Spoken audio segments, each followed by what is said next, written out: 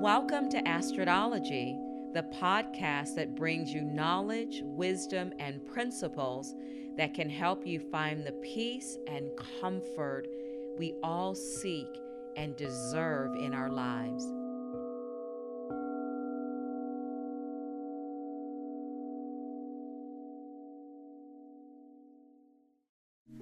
Hi everybody, welcome back to Astrodology with Astrid. Thank you so much for tuning in today. Now this message I've titled, Love is the Answer. And typically, in the past, as a yoga teacher, February was always the month that I focused on love and relationships. But this year, love to me is truly the answer, so we can talk about it at any time. In particular, during this time, since things are getting crazier and crazier and more disappointing in the world, love truly is the answer. So I am a hopeless romantic, and I highly always anticipate Valentine's Day. It's something that I would wager to say that women mostly focus on. There are some incredible men, like my partner Ed. He knows that Valentine's Day is important to me. So it's considered an annual holiday to me and most women. But what I love about it is that, yes, no one needs to be reminded about love, especially if you're in a relationship. But oftentimes we forget to show it. So my thing is, what's the harm in having a day that brings us as a collective to focus on love, is how I see it. It's not about the things, but it truly is about acknowledging and spending time, especially if you have a partner that loves you and that you love. So the resistance that so many men put up in celebrating February 14th, they go kicking to screaming to dinners and luncheons and other celebrations, has always mystified me. The rebellion is about not being told when to show love. And I go, really? So also, why does it have to be done in this particular day? Okay? Is this lore or is it mythology? I think it's just an amazing ritual to honor relationships. And this year we went out to dinner for Valentine's Day, and it's just nice to see couples dressed nicely. Really, there are some people dressed so beautifully and extravagant. Again, we are just sucking the sweetness, the beauty out of life these days, but it was really great to see. So guys are absolutely correct. No one should tell them when to show love and honor the partner in their lives. They can do it any time of the year. And it's funny how it always comes down to this day of the year, though, that men seem to focus on it. But let's talk about love. Love being the answer. Love connects us to others and to ourselves. Passion and romance are buzzwords that we use to describe how we want to feel about a person. I never tire of the famous quote by my yoga teacher, Brian Kest. Relationships are the toughest yoga on the planet. Boy, is he correct. In tantric tradition, the whole universe is perceived to be created and sustained by two forces, Shiva and Shakti.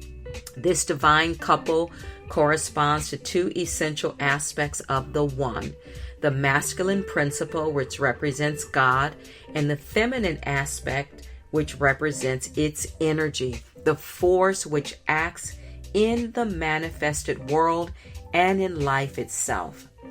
Prayer to Shiva. This is from the sage goddess. Shiva, you who represent the ineffable forces of destruction and rebirth, grant me the wise discernment that I may only recognize the path of the highest good. You are transcendent and unchanging. Bestow upon me the crystalline perspective of your timeless wisdom. And her prayer to Shakti. Shakti, I invoke you, agent of change, guardian of divine femininity. You who hold sway over the forces that create and recreate the known and the unknown universe. I summon you in the primordial life force that you bring. I am now receptive to your healing energy. Empower me to embrace my divine feminine magic. I love those thoughts. According to research, the new buzzwords should be dopamine and oxytocin. These are drugs, in air quotes, are naturally created by our bodies as part of our inner pharmacy. Our yoga asana practice is a sure bet for the natural buzz of dopamine and the connected feeling of oxytocin. We see this in any form of exercise. When you work out at the gym, when you run on the treadmill, when you run on the street, when you take a nice vigorous walk, we get the natural buzz of dopamine and the connected feeling of oxytocin. Oxytocin is a hormone that promotes a feeling of connecting and bonding. It gets released in our bodies when we hug people we love and care about, or our children. When mothers nurse their babies, it is released. When scientists in a lab put rats and they block the oxytocin receptors in rodents, they don't form monogamous bonds and are more likely to roam. Dopamine creates intense energy, exhilaration, focused attention, and motivation to win rewards. It is why when you are in a new relationship and are falling in love, you can stay up all night, watch the sunrise, and run a race. Love makes you bold, love makes you bright, love makes you run risk, which you can sometimes survive and sometimes you don't. A true soulmate is probably the most important person you'll ever meet because they tear down your walls and they smack you awake. But to live with a soulmate forever, nah, it can be too painful. Soulmates, they come into your life just to reveal another layer of yourself to you, and then typically they leave. So oftentimes you hear the story of saying, someone said, oh, I once had a soulmate and blah, blah, blah. Because a soulmate's purpose is to shake you up, tear apart your ego a little bit, show you your obstacles and addictions, break your heart open so new light can get in, make you so desperate and out of control that you have to transform your life. Then they introduce you to your spiritual master. Darkness cannot drive out darkness. Only light can do that. Hate cannot drive out hate. Only love can do that. The famous quote by Dr. Martin Luther King Jr. Love, even in the most uncomfortable scenario, love, as we know love is patient, kind, and it never fails. And here's my favorite part and daily challenge for all of us. Love keeps no record of wrongdoing. Love like you've never been hurt. General insight for reflection. The deepest source of real power lies in consciousness and the ability to be present in all circumstances, says Les Brown. Psychiatrist Thomas Lewis from the University of California at San Francisco School of Medicine hypothesizes that romantic love is rooted in our earliest infantile experiences with intimacy. It is about how we felt at the breast, our mother's face, the things of pure, unconflicted comfort that gets etched into our brains, and we continually try to recapture this purity as adults. According to this theory, the person we love is not based on our wanting a future with them, but it is the past that we hope to reclaim. Very interesting, especially if you had a very loving, beautiful, nurturing entry into this world with your mother and your father. Love is reactive, not proactive.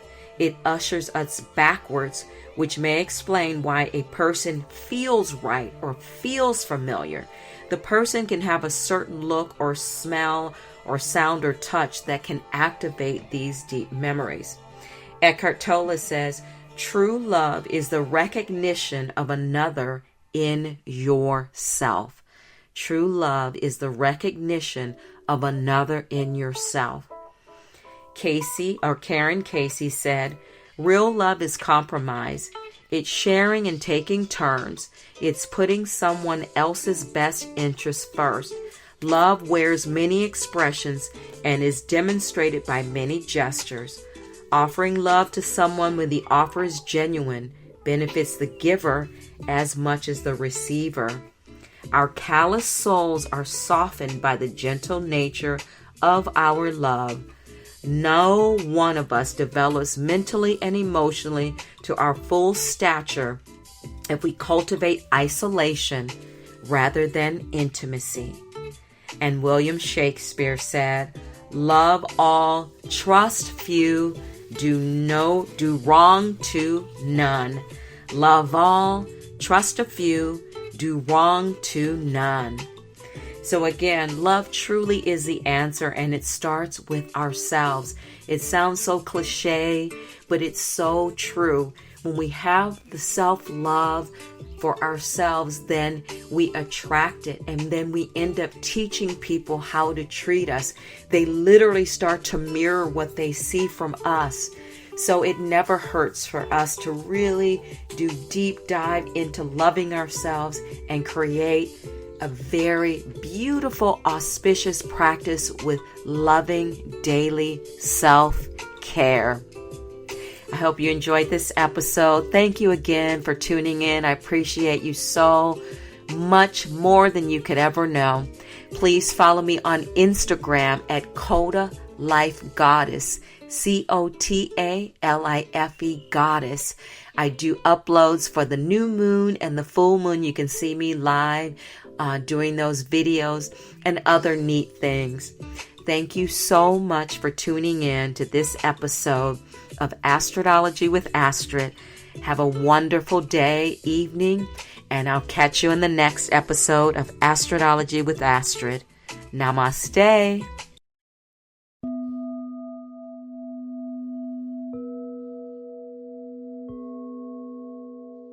Thank you for listening to Astrodology. If you enjoyed this episode and would like to help support the podcast, please hit the subscribe button and tell your friends about it by sharing this program on social media. You can also follow me on Instagram at Coda Life Goddess or at codalife.com. Coda is C-O-T-A, Coda Life Goddess or codalife.com.